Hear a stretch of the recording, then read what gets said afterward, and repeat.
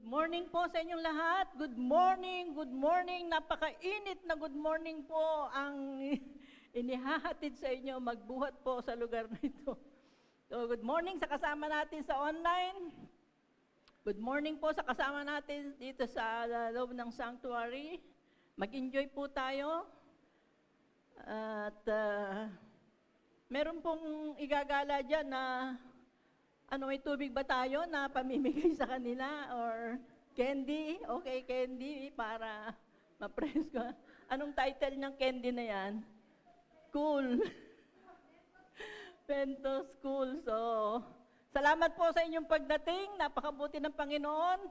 Palagay ko, natanggal na si Lot sa inyong harapan. Kaya nakita nyo na ang inyong napakagandang future. So, this morning, ako po ay nakaharap sa mga future billionaires. Kasi nung matanggal po si Lot sa harapan ni Abram, nakita niya ang kayamanan na ipinagkakaloob ng ating Panginoon. So, para sa akin, sabi po ng Psalm 1, verse 1, sabi doon, "You are like a tree, planted by streams of living water, and your leaf will never wither, and whatever you do, prospers." Napakabuti po ng Panginoon. So, ang tingin ko po sa inyo, mga puno, matatayog na puno. Ayaw niyo yata ng puno? Puno, dahil ang sabi doon, ang puno na ito, if you are planted by the streams of living water, you will prosper. That is why I'm telling you that I am seeing today tall trees, magnificent trees, future billionaires. Di po. Promise po yan ng ating Panginoon. You will prosper. Okay. So samahan po ninyo ko, let us declare Psalm 118 and 24. Wala si Ate Jules. Today is April 13, 2025. Sabay-sabay po tayo. This is the day that the Lord has made. Let us rejoice and be glad in it. Hallelujah! Hallelujah! Ha? Di ba? Gusto po ni Pastora, mag-laptop ako. Sige po. So, napakabuti po ng Panginoon. Ayan, nagbibigay na po si Ate Jet. Meron ba yung panulak o kasi napakahirap po ng panahon ngayon. May nadinig ako kahapon, di raw po makakarating dahil mainit. No-show siya, no-show. Okay? So, parang may mga no-show din po tayo ngayon dahil mainit, no? Pero, ang Diyos po ay napakabuti. At kano kainit yan, ganun din po, mas mainit pa ang pagmamahal sa atin ng ating Panginoon. Okay po, last week nakita po natin na si Abram at si Lot ay sila po ay naging napakayaman na. Napakayaman. At dahil dito, nahawa tayo.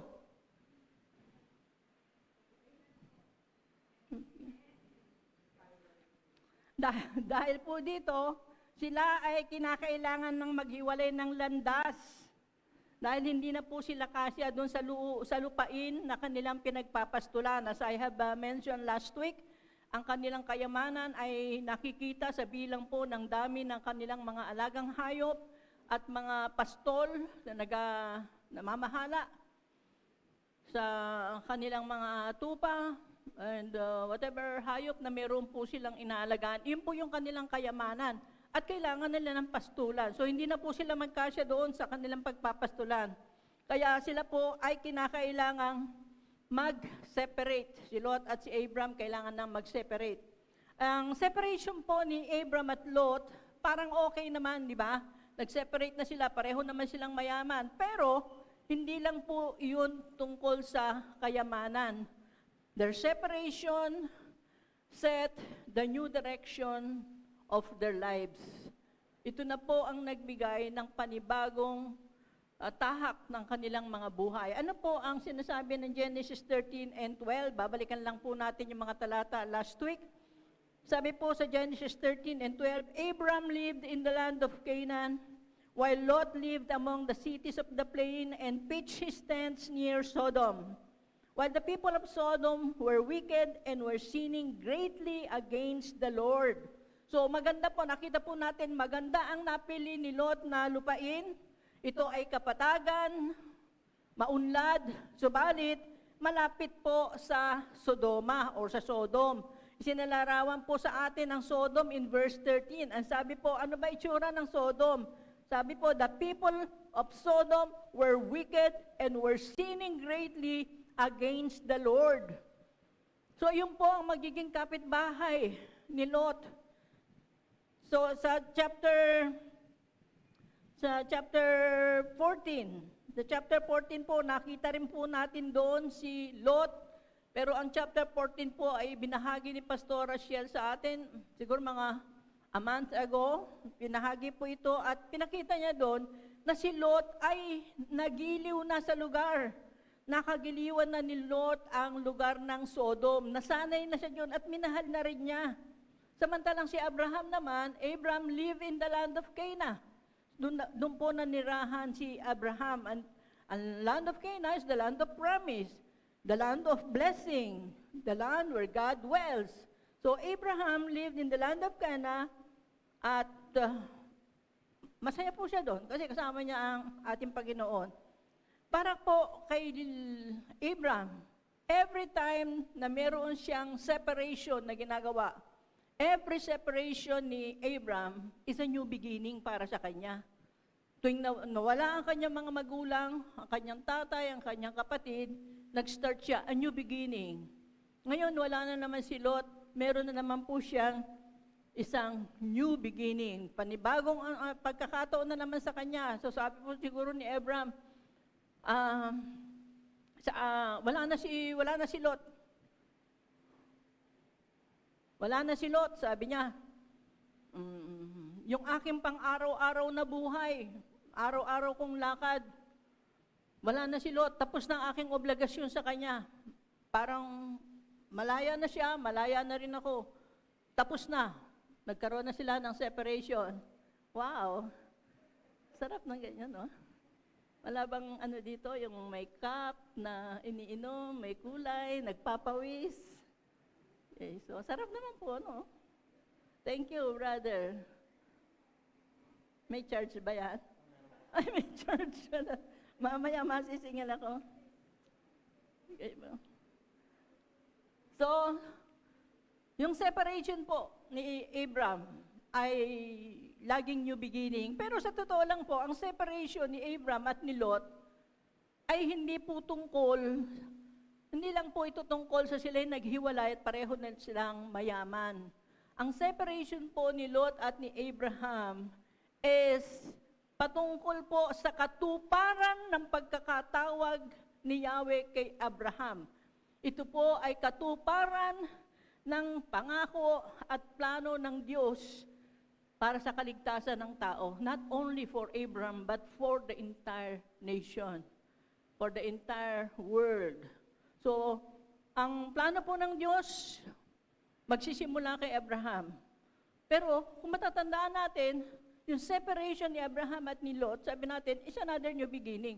Pero, pasimula't simula po, if you will remember, ang ating pong Panginoong Yahweh ay nag-utos kay Abraham to leave your 3 R's. Leave your region, leave your relation, your relatives, and leave your region. Relation, region, and religion. Iwanan mo to. Sa pasimula pa lang, si Yahweh ay nag-uutos kay Abraham ng separation. Be separate. Umalis ka dyan. And magkatapos po ng mga separation ni Abraham, every separation na gagawin po ni Abraham, makikita po natin na ito po, kada bagong separation, ito po ay naglalapit sa kanya nang naglalapit sa fulfillment of God's promise to him. and God's purpose for his life. So mahalaga po yung separation. Ang tawag po ng Panginoon sa kanya, sabi, tinawag siya ni Yahweh, God called Abram. But Abram wasn't just called, he was called out. He was called out to be separate. Be separate. Yun po ang sabi ng ating Panginoon kay Abram. God called Abram from his old life to a new life. Be separate. If you have this old life, the same environment, the same 3 hours, pero sabi niya, be separate. Alis ka dyan. So that this old life will be a new life. A new beginning para po kay Abraham. So, ang bawat tawag po sa atin ng Panginoon, karugtong po yung be separate. Humiwalay tayo doon. So, everything that was dear to Abraham, kailangan niya pong iwanan at hiwalayan. Lahat ng malapit sa kanyang puso, lahat ng kanyang mga tinatangi, hiwalayan mo. Napakahirap naman po niyan, di ba? Napakahirap. Nakita po natin ang buhay ni Abraham, hindi niya iniwanan ang kanyang tatay. Iniwanan niya ang kanyang religion, iniwanan niya ang kanyang region, pero hindi niya iniwanan ang kanyang families, ang kanyang relatives. So, si Abraham po was called out because he was called out of all the people of the earth. Why?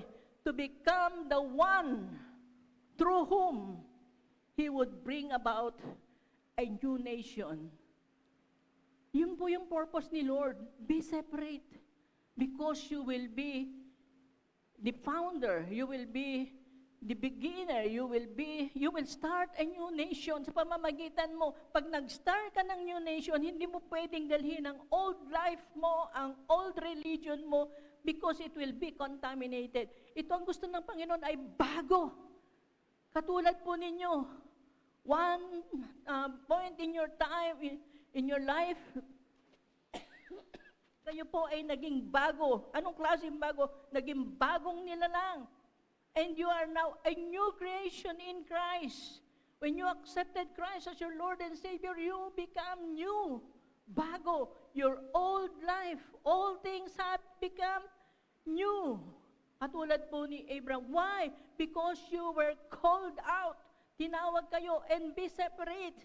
So kung paano po si Abraham ay tinawag, sa 1 Peter 2 and 9, ang sabi po, but you are a chosen people, a royal priesthood, a holy nation, God's special possession, that you may declare the praises of Him who called you out of darkness into His wonderful life.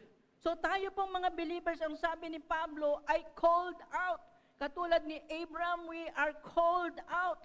And the term called out refers to chosen or summoned by God for a specific purpose. Tinawag, pinili para sa special purpose. And do you know that you are called out? You're a new creature. Pakisabi po sa inyong katabi, you are called out.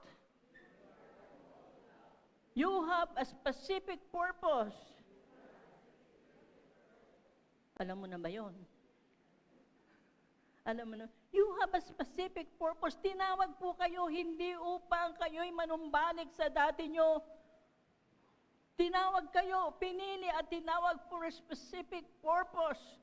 At yun po yung napakaganda para sa ating mga mananampalataya. Nung tawagin tayo, nung iligtas tayo ng ating Panginoon, meron siyang layunin. At ang layunin niya ay higit na maganda kaysa sa lahat ng layunin sa daigdig na ito. So, ang tanong, what specific purpose? Tinawag kayo for what specific purpose? Sabi po dun sa, sabi ni Pedro, tinawag tayo to declare the praises of Him. Pinili upang magpahayag ng kahanga-hangat kamanghamanghang ginawa ni Kristo sa ating buhay. And do you do your purpose? Ginagawa niyo ba yung purpose niyo? To declare the praises of Him. who called us out from darkness into His wonderful light. Yun po yung layunin natin sa buhay na ito. Kaya po tayo binibigyan ng Panginoon ng ganitong pagtitipon upang maunawaan po natin, maalala natin tuwi-tuwi na that we have a purpose in life.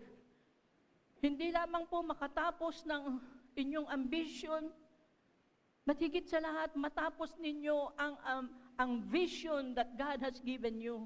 So Abraham was called out of all the people of the earth to become the one through whom magkakaroon po ng isang holy nation, to bring about a holy nation, a people na dedicated for God. So si Abraham po, ang pinagmulan natin.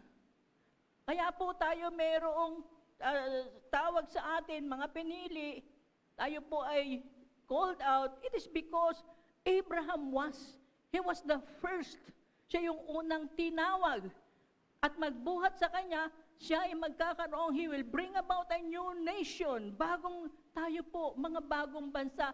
We are not citizens of this earth anymore. We have our visa, we have our passport. We're going to heaven, our new home, which is far, far, far, far better than this earth.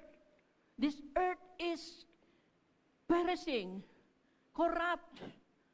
Ang earth po na ito ay katulad nito, pagkainit-init. But in heaven, ang promise po sa atin ng Panginoon, in heaven, in His presence, ay wala pong hanggang kaligayahan. More than the Garden of Eden.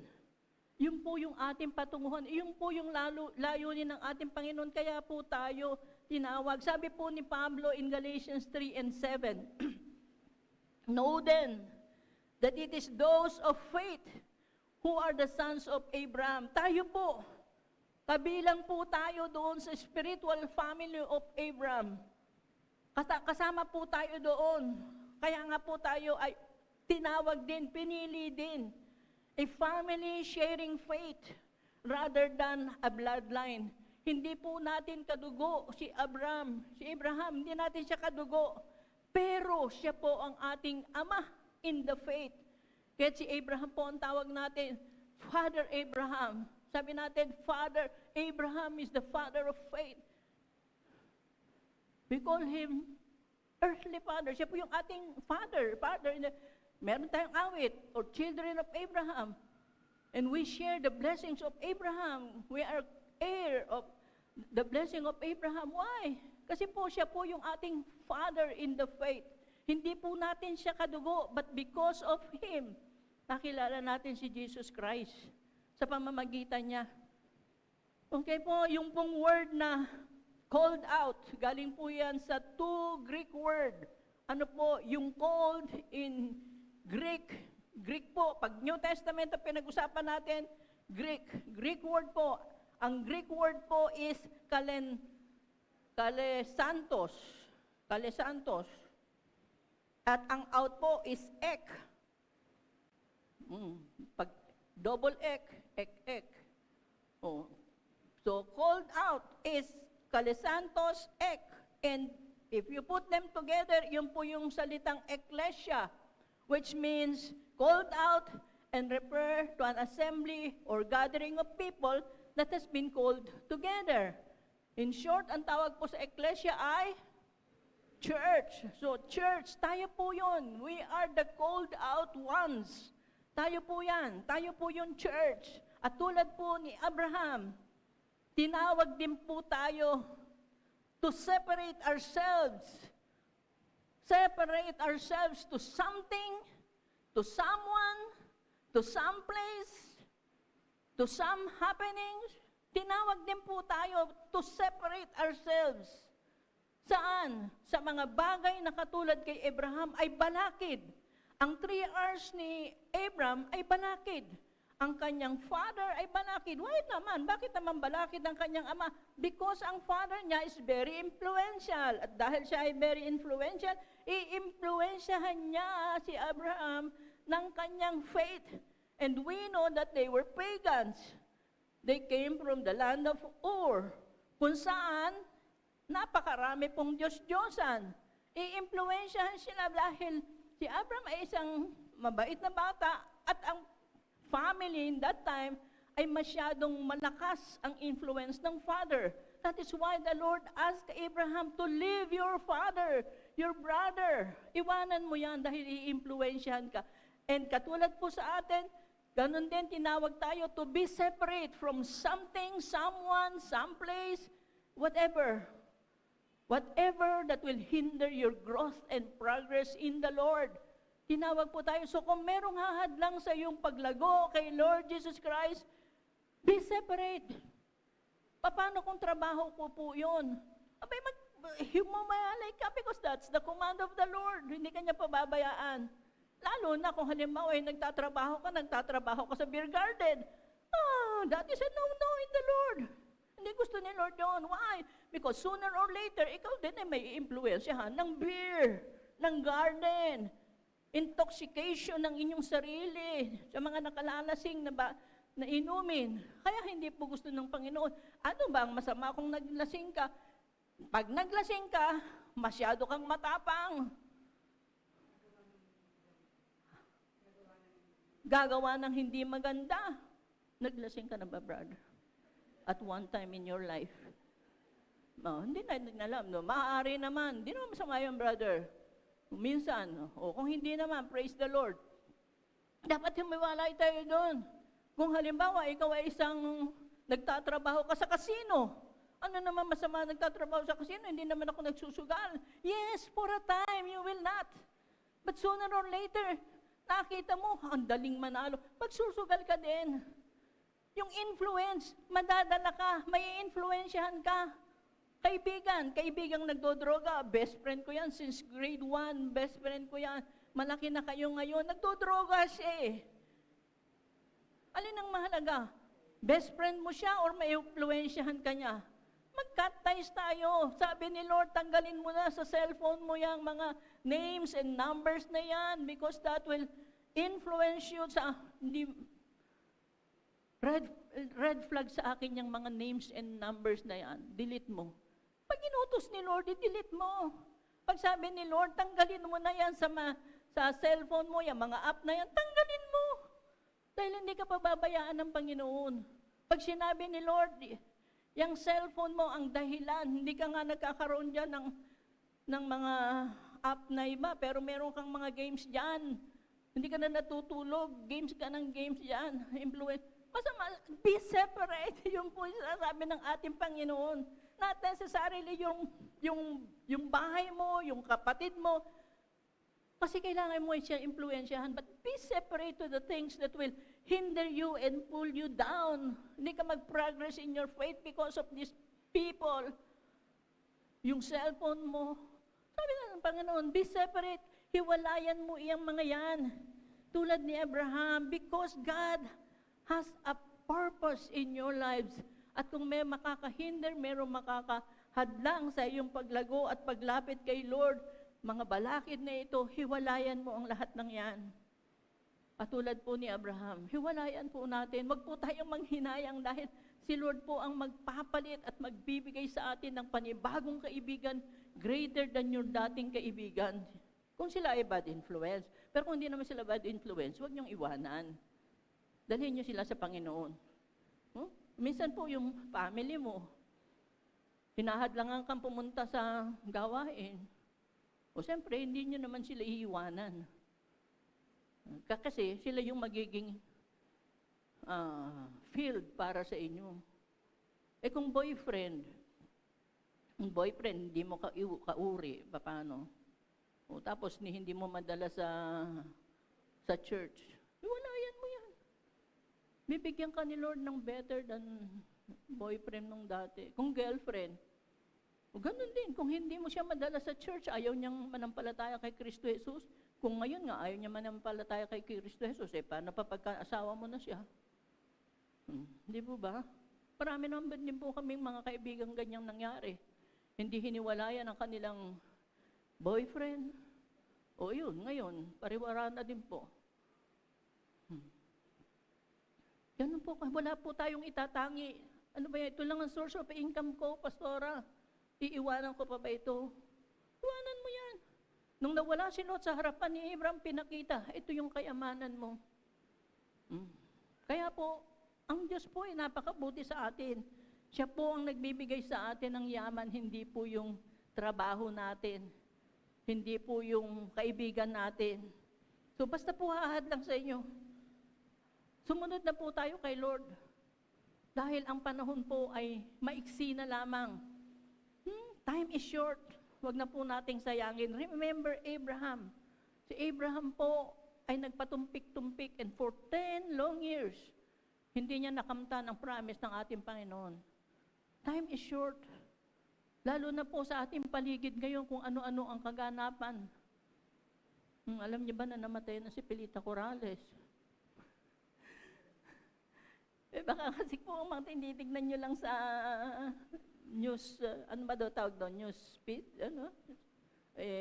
Mga tungkol lang sa mga nakakatawa, tsaka road rage, hindi nga po kayo magkakaroon ng knowledge. No, tingnan po natin, panahon po maiksi na lang, napakarami pong digmaan sa paligid natin, napakarami po ng sakuna sa paligid natin. Kailan tayo maglilingkod kay Lord? Kailan tayo susunod sa Kanyang utos sa atin? Kailan po tayo magiging seryoso para sa pagsunod sa Kanya? We know that Abraham built altars for the Lord. Ilang ulit po siyang nagtayo ng altar for the Lord. Ilang beses siyang he called upon the name of the Lord. Ilang beses. Nakita po ba natin that the Lord was there and nangusap sa kanya, binigyan siya ng direction, sinabihan siya, binigyan siya ng instruction? Never. Tayo siya ng altar. Every new beginning, new altar. Then you call upon the name of the Lord. Pero hindi naman tumugon si Lord sa kanya.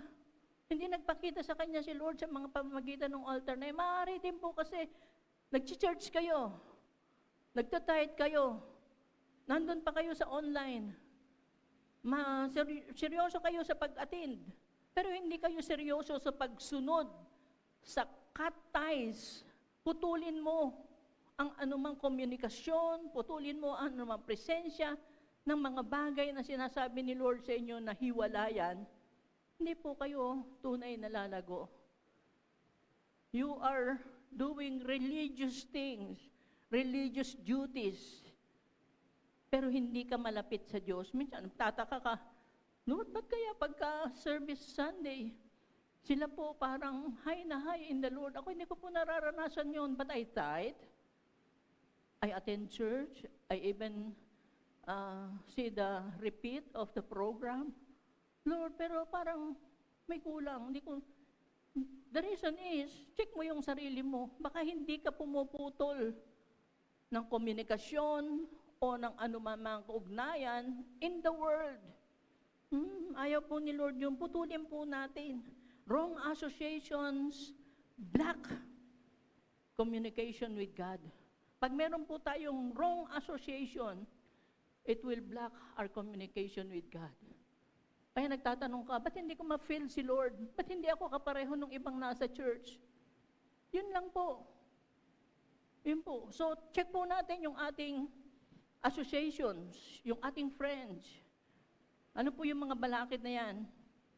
Okay po, be separate, live, and depart from all that hinders your growth.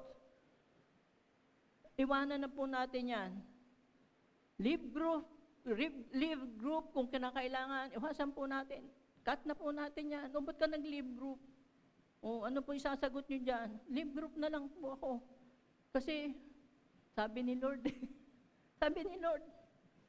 balikan po natin si Abraham. Nung last time po na nakita natin si Abraham when he was 80 years old. Nakita po natin si Abraham. At yan po ay in Genesis 13 and 14. So sabi po doon, the Lord said to Abraham, after Lot had departed from him, look around from where you are to the north and south, to the east and west. Ipinakita na ni Yahweh ang buong lupain. Sabi niya, look, tignan ninyo yan. Pinakita niya ni Lord. Binigay niya, sabi niya, lahat ng ito magiging sa iyo.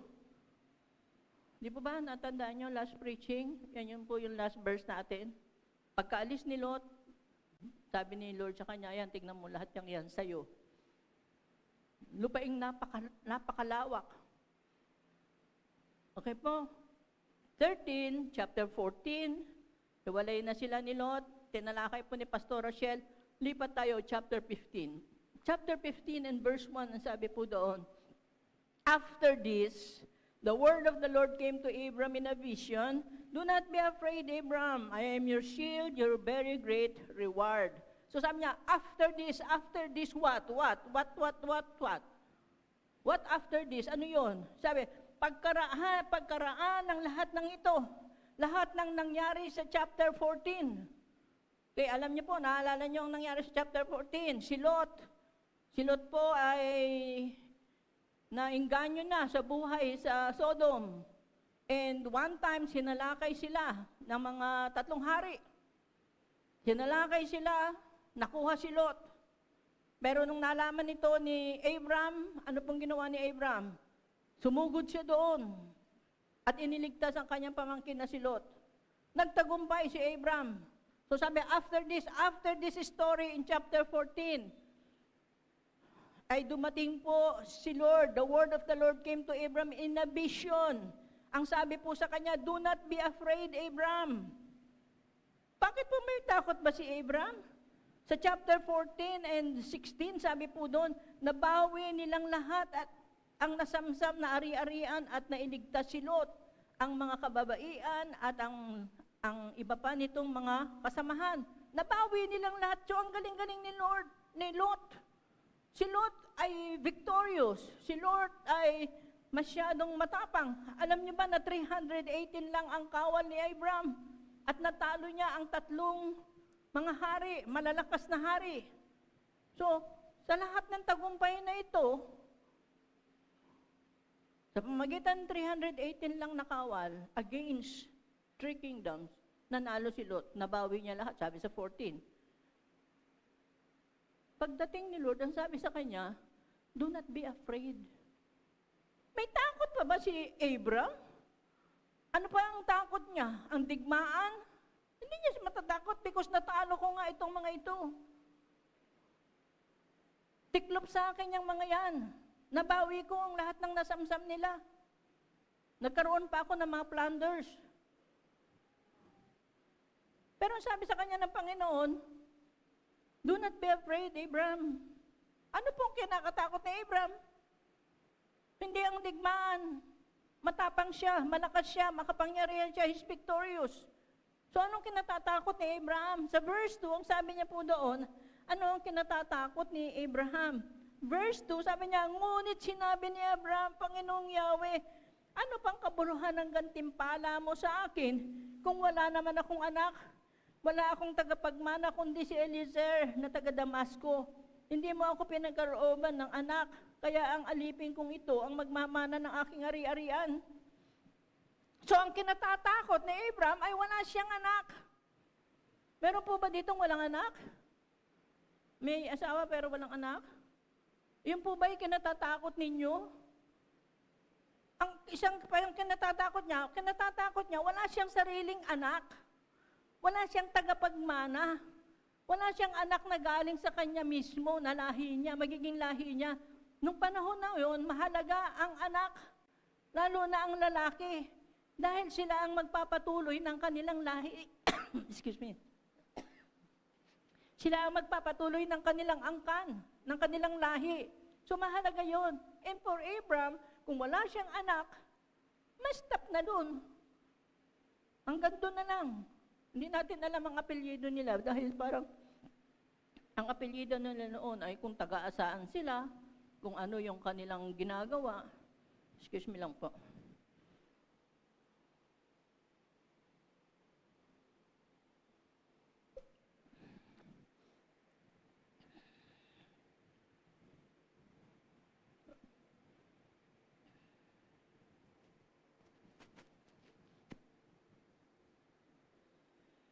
So Abraham's childlessness. is the central issue in his life. Yung pagkakaroon o yung walang anak, yun po ang problema niya. Wala siyang anak at wala siyang tagapagmana. Ang laki-laki po ng problema ni Abraham. Wala siyang anak at wala siyang tagapagmana. Sa panahon po natin, ang dami-daming anak, walang maipamana.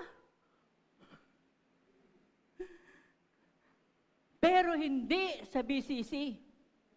Okay? Hindi sabi, ang mga billionaires nga ang kaharap ko, di ba? So marami kayong ipapamana. Higit sa lahat, ipamamana nyo ang karunungan ng Biblia sa inyong mga anak. So yun po'y karunungan. So ang problema po niya, walang tagapagmana at walang magpapatuloy ng kanyang lahi. Napakahirap pong problema noon. Kahihiyam po kasi, disgrace po yan during his time. Sa Genesis 15:2, balikan po natin, babasahin po natin ang King James Version. And Abraham said, Lord God, what wilt thou give me, seeing I go childless? And the steward of my house is this Eliezer of Damascus. Sabi niya kay Yahweh, sabi niya, seeing I go childless. Seeing, hindi mo ba nakikita? Hindi mo ba nakikita, Yahweh? Hindi mo ba nakikita? Wala akong anak. Because kay Abraham, ang nakikita niya, wala siyang anak. Sabi ni Lord, magkakaroon ka ng offspring. Sabi ni Abraham, don't you see? Oh, thou hast give me, saying, I go childless. I go child. Saying, ito yung nakikita ko eh.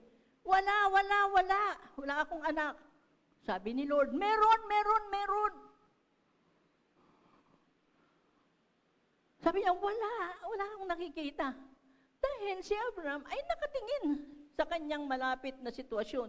Sa kanya, kung nasaan siya, meron ba akong anak? Wala nga. Sabi ni Lord, meron. Bakit? Isa pa simula pa lang po, hindi ba sinabi sa kanya ni Lord? Sabi ni Lord sa kanya, in Genesis 13:15, after na mag-separate si Lot at si Abram, sabi ni Yahweh, all the land that you see, I will give to you and your offspring forever. So may offspring siya. Ang nakikita ni Yahweh, mayroon kang offspring. Ang nakikita ni Abram, I am childless. Sabi ni Lord in 16, I will make your offspring like the dust of the earth, so that if anyone could count the dust, then your offspring could be counted. Sinabi yan ni Lord sa kanya, pero sabi niya, wala po. Ito, hindi mo ba nakikita? Sa iyo, sa lahi mo, hindi sa isa na anak mo, pero ang isang anak mo ang pagmumulan ng lahi mo. Yun po ang sabi ni Lord, ni Yahweh sa kanya. Pinipilit niya, wala nga po akong makita.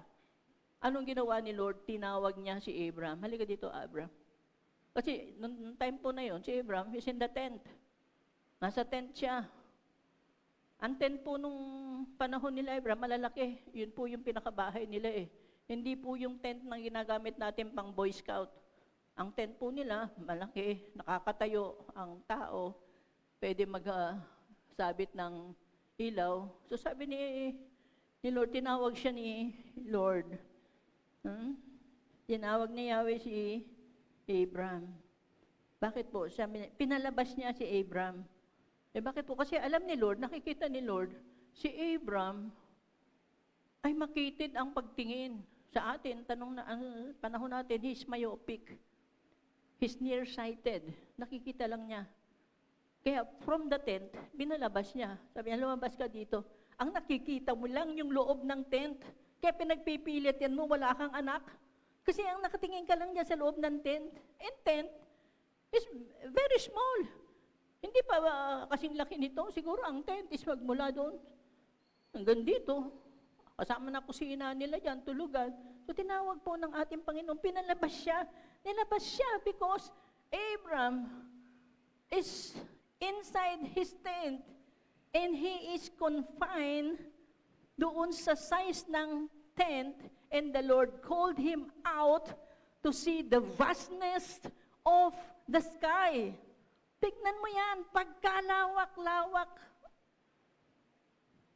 ng langit, kung saan makikita mo ang mga bituin. Kailangan kang lumabas. Kailangan mong makita. Ganyang kalawak ang aking pangako sa iyo. Ganyan ding kalawak ang aking kapangyarihan para ito ay matupad. Halika, lumabas ka. Look up and lift up your head. Ganon din po ang sabi sa atin ni Lord last year. Last year sabi sa atin, kayo BCC, look up and lift up your head and see. Look up, don't look down. Don't look down sa inyong mga troubles. Don't look down sa troubles of this earth, but lift up your head and see the possibilities of God, the vastness of His greatness of what He can do. Ganyang kalawak. Walang traffic, walang hadlang, walang sagabal. Ganyang kalawak. So that was the invitation sa ating taga-BCC ng ating Panginoon. Look up and lift up your head and see the possibilities God can do for you in your situation. Kung kano ito kalawak, para sa iyo yan. In open times, God is inviting us to see vision. Last year, din po kasama po yan sa ating tema last year. Vision, yung pong sinasabi natin last year sa mga staff. Because if you will see vision, you will see the bigger picture of God. Ano ba talaga yung Panginoon? Ano ba talaga siya? At sa taong ito, sinasabi po ng ating Panginoon, you will not only see vision, but also revelation. There will be an interpretation of your vision. So sa amin po sa SAF, because hindi po kasama yung iba sa training ng SAF, sa SAF po, ang dami pong vision na nakita. And many of them, hindi po nabigyan ng interpretation. But this year, the promise of the Lord is that the vision is available to those who are seeking God. And it is not only vision, but even revelation, interpretation of the vision. And that is what the church need today. Yung pong buong iglesia ng Diyos, kailangan po ng mga makakakita ng vision, ng message ng Panginoon to what is happening sa ating pong paligid ngayon. This year, mag-start po kayo, seek the Lord, para makita niyo po ang kanyang ibinibigay na mensahe. Sa verse 5, ang sabi po niya, babalikan natin, sabi niya, He took him outside and said, look up at the sky and count the stars. If indeed you can count them. Then he said to him, so shall your offspring be. Sabi ni Lord, halika, labas ka dito. Tignan mo yung stars. Count the stars and the stars of the sky for the night and the dust of the earth for the day. Bilangin mo yan. We see stars sa gabi. At yung dust of the earth sa araw. Sige, tignan mo yan. Yan po sinasabi ni Lord. Sige, tignan mo yan. Nakikita naman po yan ni Abraham. Gabi-gabi umuupo siya doon sa labas ng tent at nagmumuni-muni. Nakikita yan ni Abraham. Pero this time, sabi ni Lord, punta ka dito. Kasi po si Lord si Lord po yung teacher na laging may visual aids. Ganyan po mangusap si Lord. Ipinakikita niya sa atin palagi ng example. Tignan mo yung mga stars na yan. Ganyan kadami magiging anak mo. So nung tumingin po si Abraham, nakita niya, ganyan para kadami magiging anak ko. Napakadami.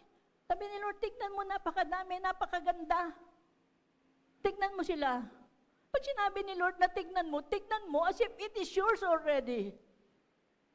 Kaya, kung titignan po ni Abraham, tinignan nga ni Abraham, nakita niya, napakaraming babies nito. And they were crying. Sabi nila, Father Abraham. But wala pa akong anak. Yun pa rin ang problema niya. Pero sabi ni Lord, sige, tignan mo yan. Tingnan mo yun na vision. Tingnan mo siya as if ito, makikita mong lahat yan. Iyan ang magiging anak mo. Magiging anak mo. Ganon din po sa atin. Ang gusto ni Lord, makita natin in a vision. Vision first. Seeing first. And then you say, you confess.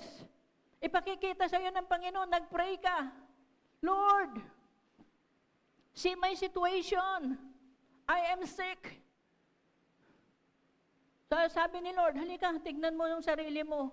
You will be like tree planted by streams of water. Tignan mo yung sarili mo. You will be like tree planted by the streams of water. Titignan mo yung sarili mo as a tree na planted.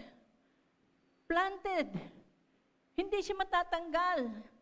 Yumayabong siya. Nagbubunga siya. Manakas siya. Magandang mga leaves niya kasi green na green. Why? Because it is planted by the streams of water. Titignan mo yung sarili mo, Lord, may sakit ako, bakit naman pupuno? That's the time. You ask God all the more, Lord, bakit po? Itong tree na to, tignan mo sila.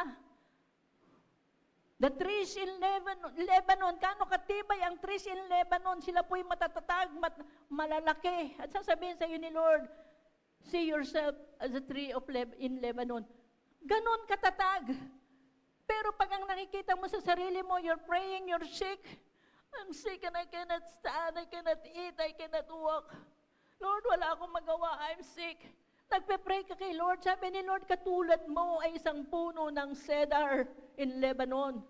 Matatag, strong, mataas, powerful. Pero Lord, talaga hirap na hirap ako sa sakit na ito. Lord, hindi ako makatayo. Wala nga mangyayari sa iyo. That is why the Lord speaks in vision. Para makita mo ang katulad mo, inihahalin tulad ka niya sa ganito. Pero kung hindi ka mag-a-agree sa kanya at sasabihin mo, hindi po ako makatayo, hindi po ako makakain, hindi po ako makagalaw, wala po akong pera, wala po akong trabaho, yun ang nakikita mo sa sarili mo. And, anong sabi ng Proverbs? The tongue has so much power. It is life or death. And as you confess, so it will be unto you. Yun po ang power. Pinakita sa iyo ni Lord, you are like a cedar tree in Lebanon, then see yourself strong. Yes, you are still sick, but get up. Katulad nung pilay. Sabi ni Lord, get up, take up your mat, and go. Hindi niya sinabi, Lord, pilay po ako. Sinunod niya yung sabi ni Lord. Tumayo siya, kinuha niya yung mat na at lakad, and naglakad siya ng matipuno. Eh sabi niya kay Abraham, tingnan mo yung mga bituin na yan, ganyang kadami. So tinignan po ni Abraham, see them as your babies, napakadami, ang gaganda, ang kikinang, kumikislap. That's the time, nag-agree po si Abraham, oo nga, no, parang ang dami nun. Sige, tignan mo sila. So, every time din po tayo may panalangin. At kung ano po yung na-receive niyong message kay Lord, sinabi magaling na kayo, abay, wag po kayong mag-inarte pa. Sinabi na ni Lord yan. And the final say is always the Lord, not the doctor, not your mother or father or your niece or whoever is kasama mo. The final word is the Lord. Siya po yung magsasabi sa atin. Di po ba? And praise the Lord pala, this morning, we have a new baby. Praise the Lord. And we welcome Noah in this world. We welcome Noah in our church, in our family. Di ba? Bakit di palakpakin po natin ng Panginoon? Yes. At si Noah po ay bunga ng ating mga declaration here in the church. Okay? So hindi po tayo mawawala ng pag-asa. Kung ano yung sinabi ni Lord sa iyo, yan po ay totoo. So, yun po, ganun po mangusap sa atin si Lord.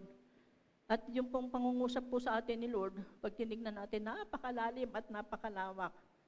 Kasi po nakapaloob doon ang kaisipan ni Lord. So, puntahan po uli natin yung 15 and 5, but we will be reading from the English Revised Version.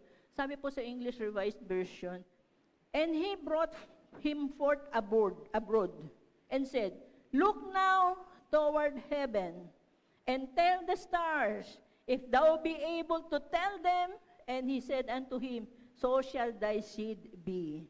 Okay. Ang kaibahan po niya sa NIV, ang sabi po sa NIV, he took him outside and said, look up at the sky and count the stars. Dito po ang sabi niya, look now toward heaven and tell the stars. Hindi po sinabing count the stars. Sabi niya, and tell the stars, and if thou be able to tell them. Yung pong word na tell, in this verse, ang sabi niya, tell the story. Tell the story of what? Tell the story na nakikita mo in heaven. And what is the story of the stars? The story na pinakikita ng Panginoon is the gospel. The gospel in the stars. The gospel, the good news. Pag gospel, it is about Jesus. So sabi niya, tell, if thou be able to tell them, and tell the stars if you will be able to tell them. So, yung pong tell, sinasabi niya dito, tell the story of the gospel in the sky, in the stars. In Psalm 19 and verse 1, ang sabi po doon, memory verse po natin yan, the heavens declare the glory of God. The skies proclaim the work of His hands. And the word declare, proclaim, and tell ay magkakapareho. Sila po ay ang Hebrew word na safar. Zafar, meaning to count. Kaya sabi, count all. And to recount, relate, declare, and tell. So God is saying to Abram, okay, ano po kayo dito, makinig po kayo dito. Maganda po ito. God is saying to Abraham, the gospel story is in the stars. Abraham was asking for a child. Ang pinakita po ni Lord sa kanya, the stars. And the stars, napapaloob sa stars, is the gospel story. Sabi niya, tignan mo yan. Gospel story yan. And we know that the stars are made for the purpose of telling the good news of salvation. Yung pong stars na yan, nandyan po sila to tell us, to give us information, to give us knowledge. Andyan po yung mga stars. Kaya po pag sinabi na magkakaroon ng formation ang mga stars, ako po is excited po ako because nangungusap po ang Panginoon sa mga stars na yan. At sunod-sunod po itong January, February, March, April, even in May, meron pong mga stars formation. At iyan po ay mensahe ng Panginoon para po sa daigdig na ito. Because in time past, ganun po ang ginagawa ng Panginoon. Do they have the Bible in the time of Adam? Wala. During the time of Noah? Wala. But how would they know that there is a Messiah? It's the stars. The stars are telling them that there is a Messiah. Yung pong stars ang nagsasabi. But ituloy po natin ang basa sa Psalm 19. Sabi po ng Psalm 19, the heavens declare the glory of God. The skies proclaim the work of His hands. Day after day, they pour forth speech. Night after night, they reveal knowledge. They have no speech. They use no words. No sound is heard from them. Yet, their voice goes out into all the earth. Their words to the ends of the world. Yung portion po ng 3, sabi sa Tagalog, wala silang tinig o salitang ginagamit. Wala rin silang tunog na ating maririnig. Ngunit, abot sa lahat ng dako ang kanilang tinig. Balita ay umaabot hanggang sa dulo ng daigdig. Hindi po ba? Yung nakikita kong star ngayon dito ay maaaring nakikita sa Tunasan, sa San Pedro, sa Batangas, nakikita. At pag umikot po ang daigdig, yung iba naman ang makakakita. So same message ang ating makikita kung ating susundan ang mensahe ng stars. So meron silang mensahe, kaya nga sabi niya, wala silang tinig. O salitang ginagamit, wala rin silang tunog na natin naririnig. Pero nandyan sila na pwede natin makuha ang mensahe. But of course, not an ordinary man ang makakakita. Those who do not give attention to the skies, hindi rin po sila makakakita ng mensahe. Ganun din po si Abraham. Nakikita naman ni Abraham yan. Hindi niya pinapansin. So, paano po nagkakaroon ng mensahe? Sabi doon, nakakaabot sila sa lahat ng daigdig. Paano po nagkakaroon ng mensahe na nakakaabot sa buong daigdig? The message is found in the star. Nakikita po yun sa star. Anong mensahe? The star pictures are the gallery of the heavens which God gave. Binigay po sa atin yan ng Panginoon sa pamamagitan ng C-O-N-S.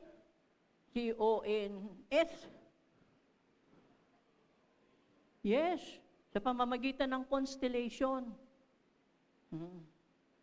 Sa pamamagitan po ng constellation. Ano ba yung constellation? Okay? Sila po ay nag-iipon-ipon ng mga stars at pagkatapos po, nagkaroon sila ng formation. At yung formation na yun, meron pong mensahe. Nakita niyo po? Nag-aabang ba kayo sa stars? Hindi. So nagkakaroon po sila ng formation. Yung mga stars na yan. Pagkatapos, yun po yung ating nakikita kung sensitibo po tayo. Sa verse 2b, sabi niya, night after night, they reveal knowledge. Nagpapahayag po sila sa atin ng karunungan. Noong pong panahon nila, nagbibigay po ng babala ang mga stars. Tinitignan po nila yan, may babala. Meron ba kayong naalala in the Bible na ang stars ay nagpahiwatig ng mensahe? Do you remember? Sa Bible? Ano po? Birth of Jesus Christ. Nung birth of Jesus Christ, may lumabas na napakaliwanag na star. At ang pangyayari nito, ang siyang nagbigay ng revelation sa kanino? Sa mga wise men. At yung wise men na yon ay binigyan ng direction ng star. So, in their time, nangungusap talaga ang star. Sumunod siya ang mga wise men doon at natuntun nila. Eksakto yung place. The very purpose God has given them this message was accomplished. Andun po. So, totoo po yan, even during the time of the Lord. Sa ating pong kapanahunan ngayon, meron ba nagtumitingin sa stars? Alam niyo po, marami. Kaso mo nga lang, naliligaw po sila. Sa Job 26 and 13, pakibasa po natin doon, sabi doon, by His Spirit, He hath garnished the heavens. So ang Diyos po ang nagbibigay sa atin. Niyang formation na yan ng mga stars. His hand hath formed the crooked serpent. Kilala niyo yung crooked serpent na yan? The crooked or sa ibang translation, fleeing serpent is the one of the greatest constellation in the zodiac. Alam niyo yung word na zodiac? Okay. Sabi po ng mga scientists, ngayon na lang in our generation, that there is the 13th zodiac sign at ito po ay tinawag na Ophiuchus. Ophiuchus. O-P-H-I-U-C-H-U-S. Ophiuchus. Or the snake bearer. Ilan po ang zodiac sign? Sino po mahilig sa zodiac signs? Kailan ka pinanganak, Ate Clarice? April. So ano ang April? Zodiac sign. Sa zodiac sign po, ano po yan circle, no? Circle. Andyan po yung mga zodiac signs. 12 lang po yan. Pero ang sabi po ng scientist ngayon, merong ika-13th. Ang ika-13th daw po, ito nga si mahirap pong basahin. Sabi niya ay si Ophiuchus, the snake bearer. Siya po yung ika-13th zodiac. Yun po yung sinasabi ngayon ng scientist. So, ibig sabihin, ang science ay naniniwala sa zodiac. And do you know that there are 88 constellations in the universe? 88 constellation. So, ang ika-13 po, yun, si yung tinawag na ni Job na ginawa ng Panginoon, the crooked serpent. So ang zodiac po, 12. Saan po nag-start ang zodiac? Zodiac sign. Hindi nyo alam? Very good. Hindi kayo nag-ano ng zodiac. Pero ang zodiac po, nagsisimula sa Virgo. Virgo. So paikot po yan at nag-e-end siya sa Leo. Leo. Okay. Napunta na tayo sa ang mga bituin ay gabay lamang at hindi po sila maaaring panghawakan. Ito po ang inyong vlogger, si Zenny Zebs. Click on subscribe.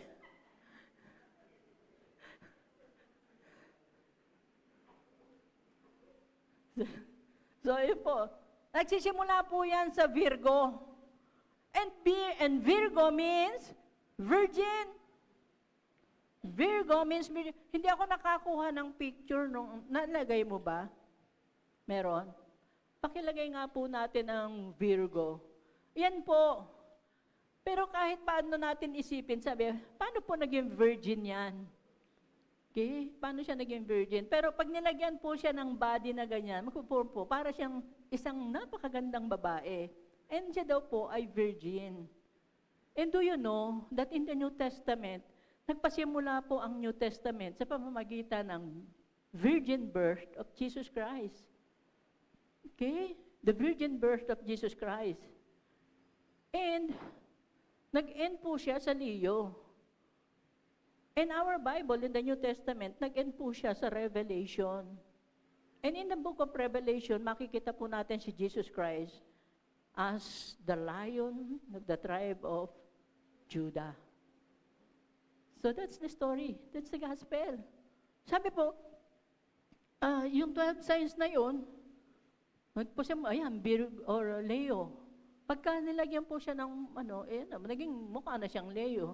At yung pong virgin, kanina, wala akong mahanap na may pattern dyan. Napakaganda naman po kasi nung babae, parang hindi siya masundan. Kaya, yan lang pong formation. So, mga stars po yan. So, yan po yung mga stars na nakikita po natin in the skies. At meron po silang mga pangalan. So, sabi po sa Young's Literal Translation, sabi po, and he bringeth him out without and said, look attentively, I pray thee, towards the heavens, and count the stars, if thou were able to count them. And he said to him, thus is thy seed. So, ang istorya po nung constellation ay istorya po ng gospel. Ng gospel. May imagine nyo, during the time of Abraham, si Noah, and bago po dumating kay Abraham, wala po silang Bible. But they have to know the Bible. They have to know the plan of salvation of God. In Genesis 3, nakita po natin, ang ating Panginoon ay nagbigay sa atin ng unang gospel. What is the gospel? Na mayroong seed of a woman who will crush the head of the serpent. But the serpent will bite the heel of the seed of the woman. Yun po yung gospel na una. Una po na gospel in the book of Genesis. But after that, wala na po. Ang gospel is good news. Paano malalaman nila Adan? Sa pamamagitan po ng stars. Nangusap po ang Diyos sa pamamagitan ng mga stars that there will be a Savior. Sa pamamagitan ng Virgin. So meron po tayo in the book of Matthew, si Virgin Mary ay nag-conceive at kanyang ipinanganak si Jesus Christ. Yun po yung message ng gospel. So, during the time of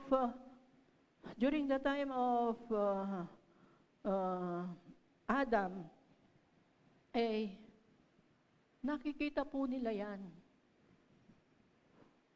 si Noah. Pagdating po sa panahon ni Nimrod, after the flood, si Nimrod, ano pong ginawa ni Nimrod? Siya po ay gumawa, nakuha na rin po natin yan sa ating introduction, gumawa siya ng Tower of Babel. Sabi niya, we will build a city that will reach the sky. Makakarating ito sa heaven, sapagkat gusto nilang makita ang heaven.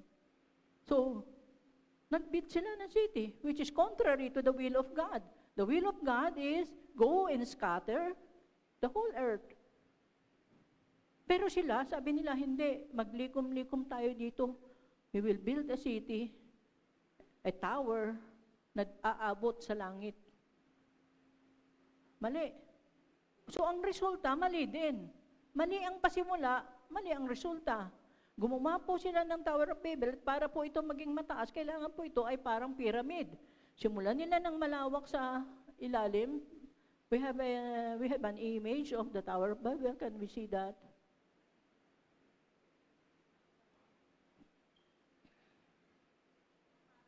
Ha? Hindi nyo nakita? Oh, sige.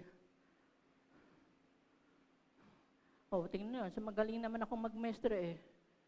Karoon sila. Siyempre, ang base niyan, kailangan malapad, malawak, pabilog. Ginamit po nila yung sigurat. Sigurat po is yung construction na ginagawa ng mga pagan. Step by step na ganun. Yung hagdan-hagdan. No? So para tumaas siya, malawak, isang pag ganun, hanggang sa naging parang tower. Tapos po, ang itaas po niyan ay, so wala din tayong planisphere. Pakitignan mo kung may planisphere diyan kang makukuha. So, ang itaas po nun ay planisphere ang tawag. Ang planisphere po is parang indicator, locator ng mga stars. Nilagay po nila yan sa tuktok. Nakalagay sila. So, umabot sila ng napakataas. Ang tuktok po nun ay nilagyan, ang tawag planisphere, star locator. So, ngayon, meron tayong star locator na nagagawa din. Marunong ba kayo niyan? Minamaniobra, so makikita mo nasa ng mga star. Nagagawa po yan sa ating kapanahunan ngayon. Madali na lang siya. But during the time of Nimrod, ganun po yung ginawa nila. At alam nyo po, pag nagsimula ka nga ng mali, ang ending mo mali. O yan, ganyan. Yan ang planisphere, ang tawag nila dyan. Kikita nyo yung mga tuldok, maliit lang po kasi siya, kaya hindi natin makita. Yung mga tuldok-tuldok na yan, star locator po yan. Again, balikan natin. Pag nagsimula ka ng mali, ang end mo ay mali. Ang kaduluhan po niyan, ginamit nila yung sigurat, construction. Mali. Mali ng lahat, mali. Konsepto nila, mali. Yung tuktok, mali din. Because dumating po sa time, it's no longer the stars ang kanilang hinahanap, but even the sun, the moon, at ibang mga planets na sinasamba na nila. Again, sabi ko nga, kasi mali yung pundasyon eh. Na umabot sila sa taas, and ito ay para sa sarili nila. Nakaabot sila sa taas at sinamba na nila yung lahat ng nakikita nilang malapit at kamangha-mangha. Kung mas malapit ka na sa skies, makikita mo kung kaano kaganda ang stars, kaano kaganda ang moon. Kaya nga may awit tayo, fly me to the moon. Inaawit po yan because napakaganda po. Sinasamba na nila ngayon. So, it has been corrupted. Pagkatapos po, hanggang sa lumawak, hanggang sa panahon ng mga tao, ito po is instead na astronomy, naging astrology. Na kung saan yung astrology ngayon ay tinitignan nila ang gabay ng mga bituin para sa kanilang buhay. And for us Christian, it is, horoscope is a no-no. Hindi po tayo dapat mag-entertain ng horoscope. Dahil kung ang sabi nga ni Zenny Zeb, na ito ay mga gabay lamang, we do not need the gabay of the stars. Because we already have a gabay, a guide. What is our guide? Huh? Yes, in Psalm 119 and 105, pakilagay po natin yan. Ang sabi po is,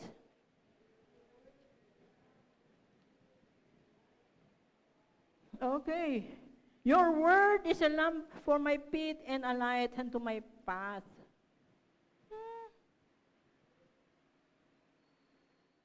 It is the Bible.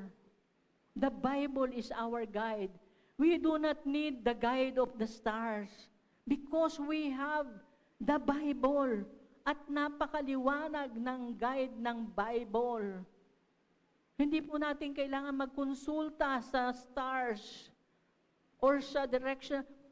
We appreciate the beauty of the heavenlies, but we will not worship them.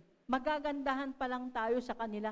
Because do you know that you are more beautiful than these planets and galaxies? Mas maganda kayo. Because God has chosen you. And you were made in the image and likeness of God. The planets are not. The moon is not. The sun is not. But you were made in the image and likeness of God. So you are more beautiful than they. Mas maganda kayo. Mas kumikinang kayo. Mas kumikislap ang inyong buhay. Kaysa sa mga bituin na yan. Yes, kumikislap sila. But they only receive the light from the light. The light who is Jesus. And we, ang sabi po ng ating Panginoon, Jesus is the light of the world and so are you. You are also the light and salt of this earth. So you are the light. And you transcend light. Di po ba? Mas maganda kayo sa mga bituin? Di po. So, ang pinapupunto natin ngayon is that the gospel message is in the sky. It's in the star. The gospel message is in the star. During the time of Abraham, during the time of Noah, nandun yan. But this time, the gospel message is in the Bible. And where do you find the Bible? Matatagpuan mo yan. Saan? Sa iyong cellphone, sa iyong internet.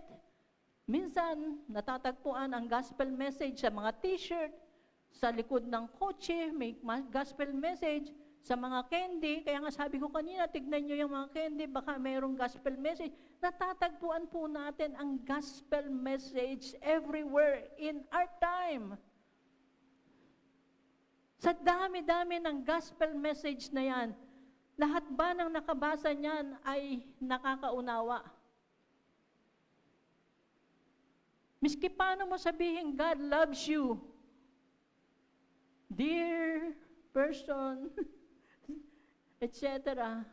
El Gibor Milkama, do they understand? No, it is there, El Gibor Milkama, so that sila ay magtanong or kayo ay magpaliwanag sa kanila.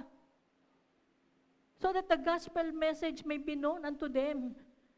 Hindi na sa stars, pero ang gospel message ay napakalaganap po everywhere. Punta ka miski saan, merong gospel message kang matatagpuan. Lalo na sa mga t-shirt ng mga taga-BCC.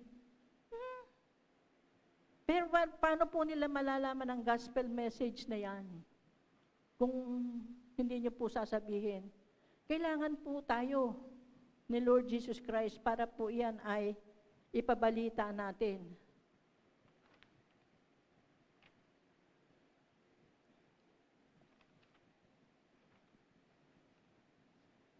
May hinahanap po akong talata kasi na wala po. Balikan po natin yung Genesis 15 and 5. Ang sabi po ng Young's literal translation, sabi doon, nabasa na natin kanina, but I would like to read it again para makakuha po natin yung isang mensahe. Sabi niya, He bringeth him out without, and saith, Look attentively, I pray thee, towards the heaven, and count the stars, if thou art able to count them. And he saith to him, thus is thy seed. Yung word po na thus is thy seed, dito, yung ibig po niya sabihin, the seed is our Lord Jesus Christ. The seed. Kaya nga po sabi niyan, thus is your seed. Kanina sinasabi niya, yung offspring ay kasing dami ng mga bituin. But this time, ang sabi niya, thus is thy seed. Pertaining to Jesus Christ lang. Singular. Is singular. Thus is your seed. Which means, Jesus Christ. Jesus Christ and all of us in Christ. Si Jesus Christ po and all of us in Christ. Yun po yung offspring ni Abraham. And in verse 6, sabi po doon sa verse 6, Abraham believed the Lord, and he credited it to him as righteousness.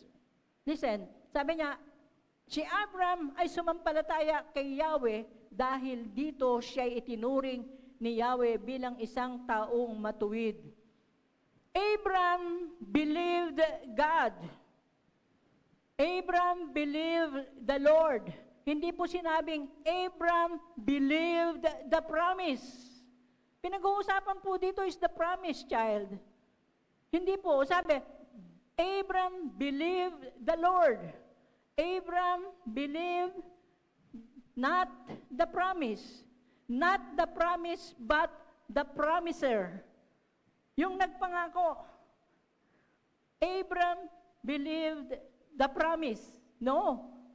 Not the promise. Kasi ang promise will be your offspring. Pero dito, ang pinanampalatayan ni Abraham ay hindi yung pinapromise na anak para sa kanya or offspring, kundi ang pinaniniwalaan ng Abraham believed the gospel message in the star. The message, the gospel message written in the star, iyon po ang pinanampalatayanan ni Abraham. May nyo imagine po, sabi po ni Lord kaya Abraham, halika dito Abraham, tumingin ka dito, halika, tignan mo itong mga ito. Tignan mo yung mga stars na yan, nakikita mo ba sila? At ikinuwento po ni Yahweh, ang plan of salvation of God, of the Lord. Look at that, that's Virgo. Virgo, there will be a virgin. He will conceive. Though she is a virgin, she will conceive and give birth to a son. Kinuwento po ni Yahweh kay Abraham ang plan of salvation. That is why ang sabi, Abraham believed the Lord. He believed the gospel message na ibinigay ni Lord. He believed the Lord because nakita niya, siguro po buong magdamag silang nagkukwento. Una nakatayo hanggang sa nakaupo na sila at ikinukwento po ni Yahweh ang bawat isa. Kasi inabot po sila ng umaga hanggang sa naggabi po uli. Mahaba ang kwento ng ating Panginoon. Dinitalya niya ng isa-isa ang gospel message. And Abraham believed the Lord. He believed the Lord. Pinaniwalaan ni Abraham ang gospel story. Abraham believed the Messiah is coming. Abraham believed the virgin birth of the Savior. Abraham believed that Jesus is the Lion of the tribe of Judah. Abraham believed the finished work of Jesus Christ. Abraham believed the promised son will come from his lineage. So Abraham believed God. Hindi lang po siya naniwala, sabi ni Lord, magkakaroon ka ng anak. Presto, naniwala na siya. No, ipinaliwanag ni Lord buong magdamag ang gospel story sa pamamagitan ng mga constellation. And Abraham believed God. And it was credited unto him as righteousness. He was righteous because he believed the plan of salvation. He is righteous not because magkakaroon siya ng anak. And he believed the Lord. No. Abraham is righteous because he believed the plan of salvation. He believed the finished work of Jesus Christ. That is why he is righteous. And in the book of Romans chapter 3 and 22, ang sabi po sa atin, this righteousness from God comes through faith in Jesus Christ to all who believe. We believe what? We believe Jesus Christ. We believe the finished work of Jesus Christ. We believe the virgin birth of Jesus Christ. We believe that He is our Messiah, that He is coming again. Yun po, that is why we are righteous. We are righteous because we believe the finished work of Jesus Christ. And we are righteous not because of our own doings. Dahil mabait ka, dahil mapagbigay ka, dahil mapagpatawad ka, dahil hindi po tayo righteous because of our own works. But we are righteous by believing. Believing what? Believing that Jesus is the Messiah. Believing His finished work on the cross. And this coming Friday, maririnig na naman po natin ang finished work of Jesus Christ. Let us believe yung ginawa niya pong matindi para sa atin. So, nakita po yan ni Abraham, mga bituin. Ngayon po, sabi natin, ang message, ang gospel message ay everywhere. But hindi po yan maiintindihan ng mga tao malibang sabihin ninyo. Malibang sabihin ninyo. Kailangan po kayo ni Lord. Kaya po kayo pinili ng ating Panginoon, sabi natin kanina, to declare the praises of Him who called you out from darkness into His marvelous light. You will tell, you will declare, you will recount the goodness of God sa mga tao para maipaliwanag nyo, what is El Gibor Milkama? Ano ibig sabihin yung t-shirt sa aking likod? Na mahal ka ni Jesus Christ. Paano ako mahal ni Jesus Christ kung ang lahat ng kamalasan ay nasa sa akin? Then you can start. You can start saying, declaring the goodness of God. Kaya po tayo ay niligtas ng Panginoon. Hindi lamang po tayo ay maging billionaires, kundi tayo po ay magamit niya, katuwang niya, to declare the praises of Him who called you out from darkness into His marvelous light. Now you are in the light. Share the goodness of God.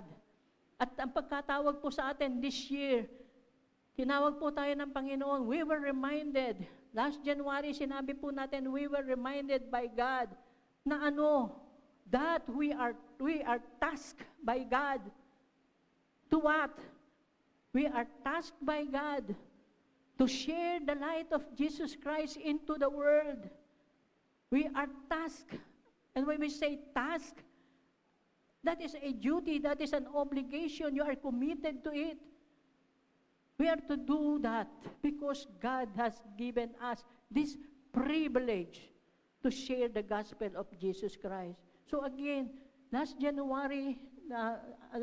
December, pinaalala po sa atin yan ng ating Panginoon that we were tasked to declare the praises of God sa lahat po, the good news of salvation, to carry the light of Jesus into this world. Kanina sabi ko, kayo ay higit pang maningning kaysa sa mga bituin. Gamitin po ninyo ang inyong ningning na yan to share the gospel of Jesus Christ.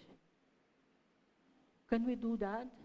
Not only sa pamagitan po ng house church, but even inside your church, kung saan hindi pa nakakilala ang inyong mga magulang, inyong kapatid, whoever in the house, sa inyong eskwelahan.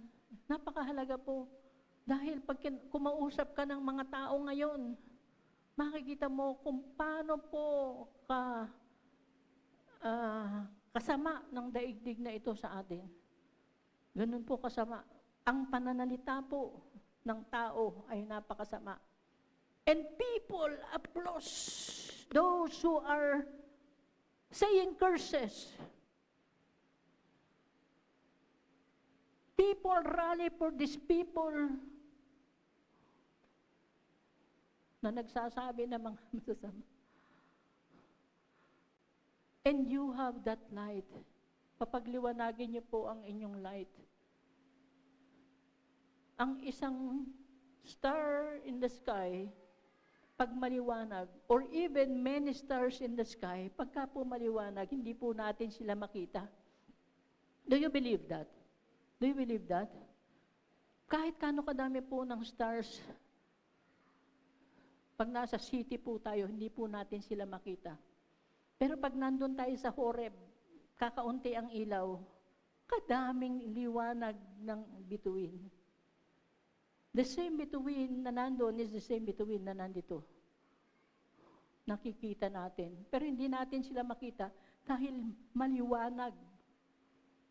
Pero pag madilim, lalo silang tumitingkad. Ibig sabihin, ang daigdig na ito ay madilim. Let your light so shine that they may glorify your Father in heaven. Magningning po tayo ngayon kasi madilim ang mundo. Nasakyan niyo po ba yun? Magningning po tayo, napakadilim po ng ating paligid. Magningning po tayong lahat that they may glorify our Father in heaven. So, zodiac is a no-no para po sa ating mga believers. Pero ang zodiac po ay pinakinabangan nila noon. However, it was perverted, it was corrupted, because ang puso po ng tao ay masama. But we can use the stars even today para po makapag-share po ng gospel sa iba. But higit sa lahat, bring your Bible because your Bible is a light unto your path. Tayo po yung manalangin. Father, we thank you. We bless you. We glorify you. We give you praise. We give you glory. We give you honor. Napakabuti mo po sa amin, Panginoon. We bless your name. Salamat po.